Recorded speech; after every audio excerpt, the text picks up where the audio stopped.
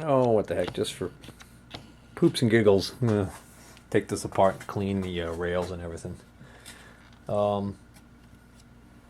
If you have one of these and it won't open and there's a disc stuck inside, in case you didn't already know, right here, this is the emergency disc release or eject, I guess you could call it. You push a screwdriver in here and you push this lever. Normally when this is all the way in and this is all the way up, that thing will be prominently right up front here, and you just push it towards the rear. It causes the tray to come out this far, which then will allow you to do this.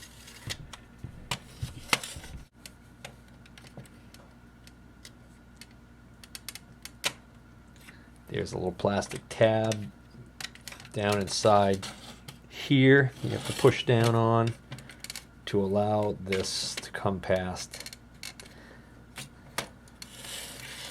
the point where you can take it out further, and then while that one's out you do the same on this side in case you don't have, and then that allows you to pull the tray completely off. I see more dirt and dust in here. The grease ends up getting kind of all piled up on one end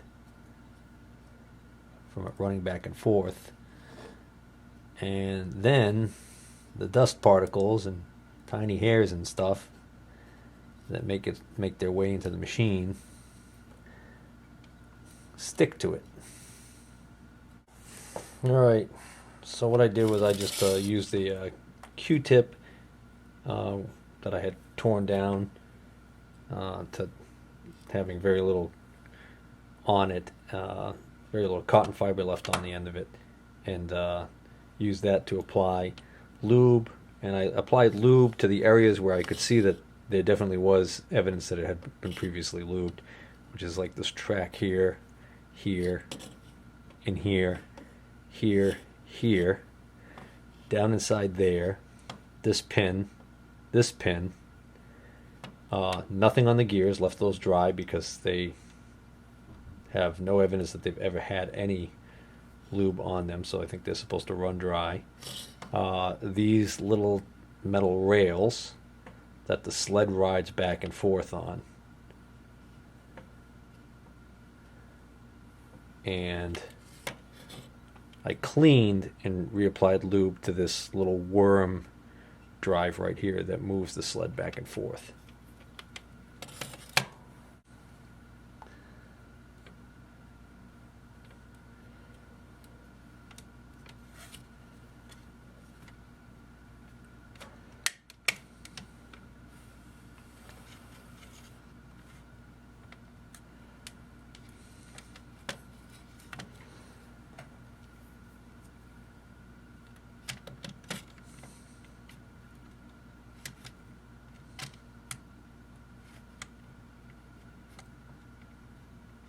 I swear this camera just shut off on me. I have a habit of turning this camera on and then forgetting to hit the record button. I'm used to the other camera, which when you would hit the record button it would come on and just go right into record. Alright, so I'm under power. Let's see what happens. Immediately into failure mode.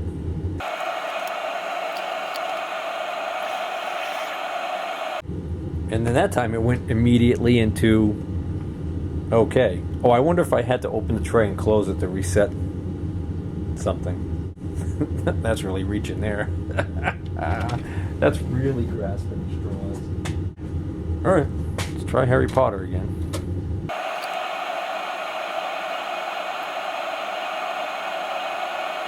Your Xbox can't recognize this disc. Make sure it's Make sure it's an Xbox game, DVD, movie, or audio CD. Try this game, although I played this game earlier today. The green light in the front stopped flashing, but it's not doing anything.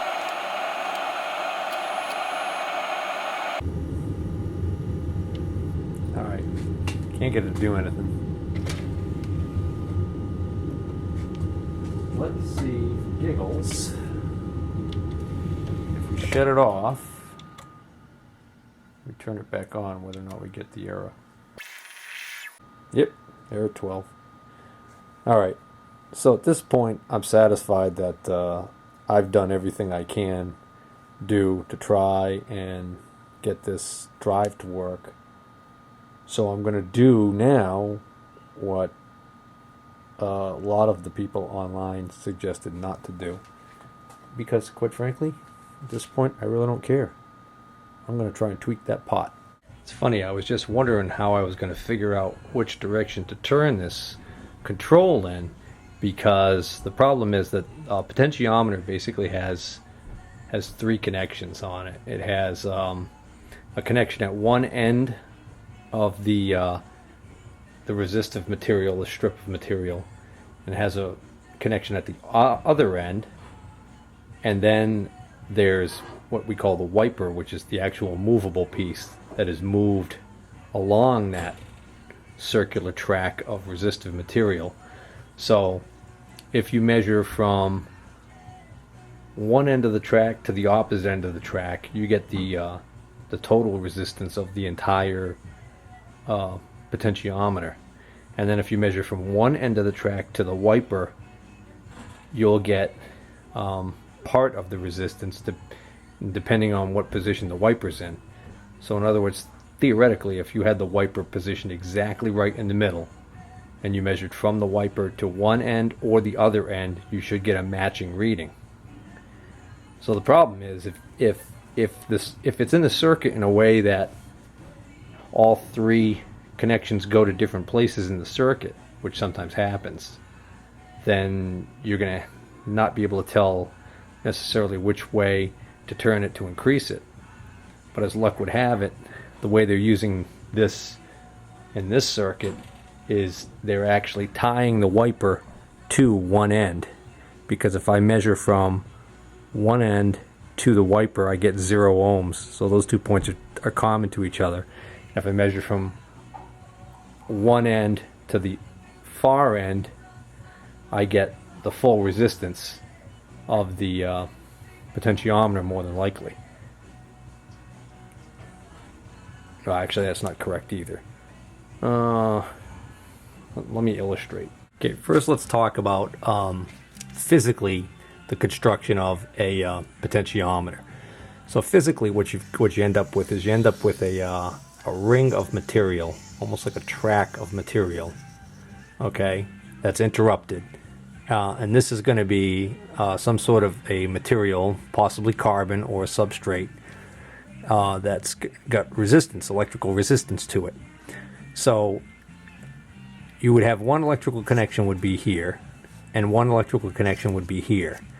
Then, rotating on an axis in the middle, you would have what they would call the wiper, which would be a little tiny metal piece, usually with a little contact, typically made out of the same material as this, that is able to rotate throughout this arc of this other material. And your third electrical connection on the potentiometer would be to that. Okay, so we've got one electrical connection here, and one here. So if we measured with an ohm meter, okay, so now that we know that this is basically what's going on here, okay, so as this wiper moves down this end of the track, it's getting closer to this end, so there is less resistive material between the wiper and this end, so this resistance between here and here would be going down. But this, if you were measuring from here to here at the same time, this side would be going up, vice versa. So now that we know mechanically what's going on here, let's look at it schematically. So schematically, those of you who are versed in electronics will know that a resistor is a component that offers opposition to current flow. And electrically, on a schematic, it is designated like so. This is what is known as a fixed resistor. It would have a specific value, and it would have a certain tolerance so that it's within that value. If it's outside of that value more than the tolerance, then it's a bad resistor. A potentiometer will have the wiper, typically designated as an arrow, okay? And you would have another electrical connection here. So you'd have electrical connection at this end of the resistor and this end of the resistor. So if we measure with an ohm meter, you know what, let me grab my ohm meter. And for the sake of argument, just to make the math easy, let's say this is a 100 ohm potentiometer. So if I have a potentiometer out of circuit, okay, none of these connections are connected to anything, and I measure with my meter leads from here to here, I'm going to get 100 ohms because I'm reading the full resistance of this potentiometer. Okay, so I'm measuring this whole track down here. So that's the full resistance. Okay, but if I measure from here to here, and if this wiper is in the mechanical position where it's dead center in the middle, halfway between this end and this end of the track, so to speak, if I measure from here to here, I will get 50 ohms. And if I measure from this end to here, I will get 50 ohms. But if I move the wiper down this end, as I start moving the wiper down towards this end, if I was monitoring this resistance, that 50 ohms would start dropping 40, 30, 20, 10 until eventually it could get to 0. While the wiper's moving closer to this end, it's moving away from this end. So this resistance measured from here to here that started out as 50, as the wiper's moving that way, is going to start going up 60, 70, 80, 100. Okay? Whatever the resistance from here to here is, added to here has to come up to 100. Okay, so if I move the wiper down here and I measure from here to here and I get 40, from here to here it better be 60. Okay, because 60 and 40 is 100. Because it's a 100 ohm potentiometer in this case, in this example. Now, when you're measuring this in circuit, it gets a little bit trickier, because if you don't know what the circuit is, if you don't have a schematic and know what the circuit is, you don't know what might be across this. Okay? What other things might be in series or in parallel, or a combination of series parallel with any one of these connections. In this case, what's nice about this case is that electrically, on the printed circuit board that this is mounted on, they have tied this wiper to one end of the potentiometer, which is typical. Okay? It's not unusual at all. What ends up happening by tying the wiper to one end of the potentiometer, effectively you can ignore the resistance that's left behind this, so to speak, because the current is going to take the path of least resistance, and it's going to take this 0 ohm path, theoretically 0 ohms, okay, and then go through whatever's left of the resistance here. So in this example here, if we measure from here to here with the ohm meter, we're going to get 0 ohms. They're tied together, which is what I'm getting. Okay? 0 ohms. And if we measure from here to here, we're going to get a resistance, depending on what position this is in. If this wiper is all the way down the other end, we're going to get the full 100 ohms. And then as the wiper comes back up this way, it's going to drop 90, 80, 70, 60. And if the wiper was all the way up this end, we'd be back to 0 ohms. It'd be like a short. Essentially, the wiper's over here, then this wire, or so to speak, this circuit is 0 ohms. Okay? Hope that's not too confusing. But all I need to know is that when I measure from here to here, since this is 0 ohms, I don't have to worry about knowing which direction to turn the potentiometer, because all I need to know now is A, the resistance from here to here, which I just measured, is 1722, 1722 ohms, or 1.72k ohms. If I turn the potentiometer one direction and that resistance starts going up, I know that I am turning down the amount of current flow to the laser, and I don't want to do that. I want that resistance to go down. So I'm going to turn it a little bit in one direction. If it starts going down, I know I'm going in the right direction. If it starts going up, I'll bring it back to my starting position and go a little bit the other way. And I'm going to drop it 50 ohms and see what happens. Well, I can't stress enough how sensitive and touchy that potentiometer is. It's very hard to adjust. I have to look at it under high magnification, just barely get it to move, and it changes quite a bit. So I actually had moved it too far. I finally got it to 1670. It started at 1723, so it's 1670. That's 1670. So that's 53 ohms. I dropped it only 53 ohms, and I'm gonna see whether or not that made any difference. All right, here goes nothing.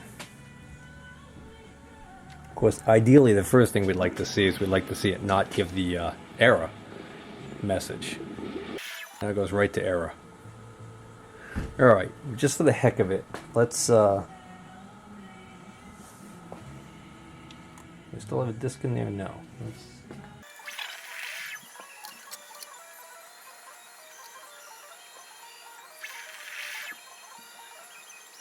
EA Sports. Well, there you go. Second try that time.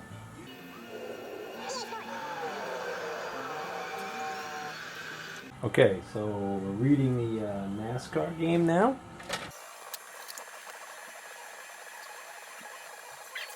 Harry Potter. I got speech impediment. All right. Things are better than they were. All right, shut it off.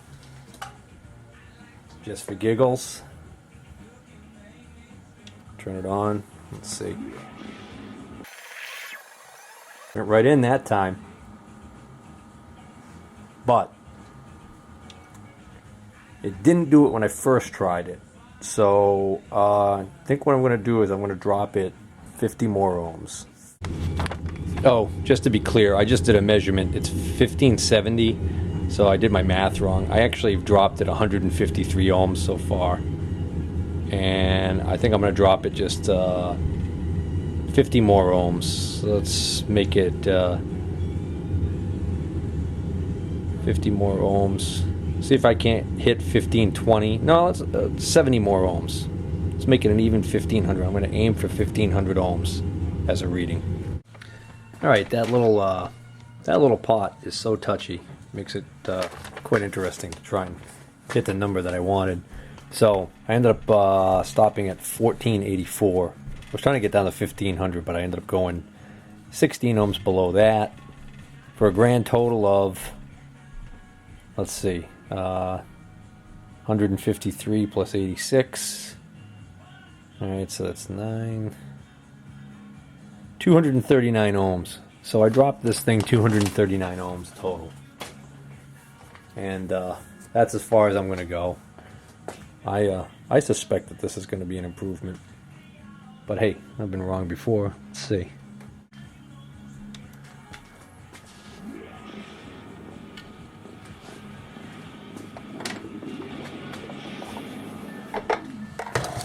Oh yeah, there we go.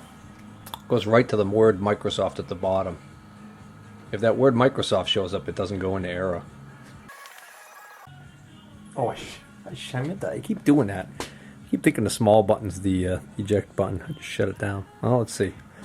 Let's see if it does it twice in a row.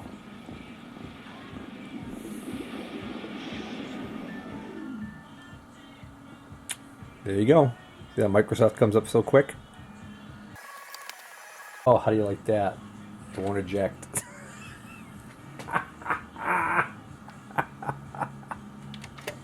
Oh, you stinker.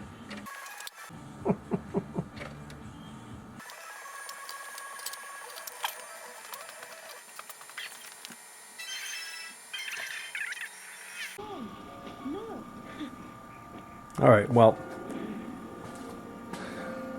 don't know about this eject issue.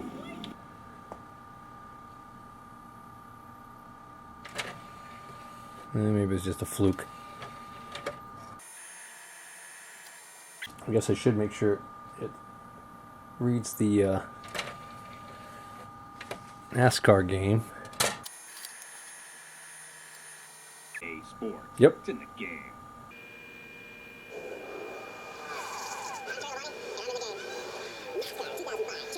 Okay, let's button this pig up. All right, everybody. I've got it buttoned up. I don't have the screws in the top cover, but I've got everything else all buttoned up. So just grab myself a chair. Gonna play some Harry Potter if it works. If it works. Ye of little faith. So what did we learn from this whole experience? Well, and by we, I mean me and the mouse in my pocket again. We learned that you can tweak the pot on a Samsung Drive in a Series 1 Xbox, first generation Xbox, which a lot of people on the internet said that, well, the majority of them said it's not that you couldn't do it, it's that you shouldn't do it. One guy who worked at a store where they sold a lot of them said, oh, we never ever had any come back that needed to have the pots adjusted that had Samsung drives. But, you know, it might have been an old post, and maybe he hadn't seen a lot of old Xboxes yet. I gotta love it, came right up. So anyways, you know,